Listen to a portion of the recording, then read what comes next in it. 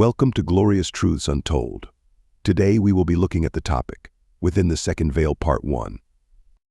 Don't forget to subscribe to our channel and hit the notification bell to get updates whenever we post new content. Let's get into it. The Shut Door Doctrine.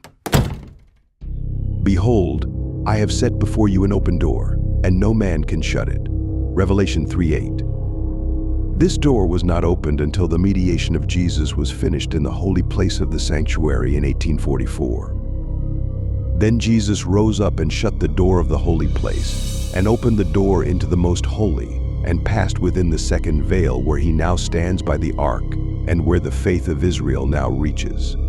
EW 42.1. St. John the Revelator speaks of an open door that no man can shut. Expanding on that truth, the spirit of prophecy informs us that the open door that no man can shut is the door to the second apartment of the heavenly sanctuary. When that door opened in 1844, the door to the first apartment closed at the same time. Early Writings p. 42. Now, if the door to the first apartment was closed in 1844, then what has happened to the confessed sins of God's people since that time? For they could hardly be transferred to the heavenly sanctuary through the service of the first apartment, when the door to that apartment closed in 1844.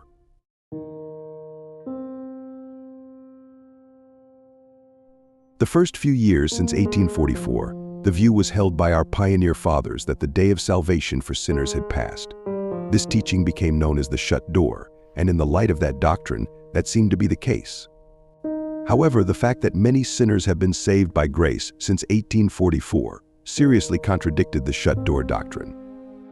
A few years after 1844, our pioneer fathers received added light on the subject to the effect that it is the day of salvation for sinners who had refused the 1844 message that had passed, not for sinners per se. This expansion of understanding is consistent with the pattern of how God works in dealing with his people in times of emergency.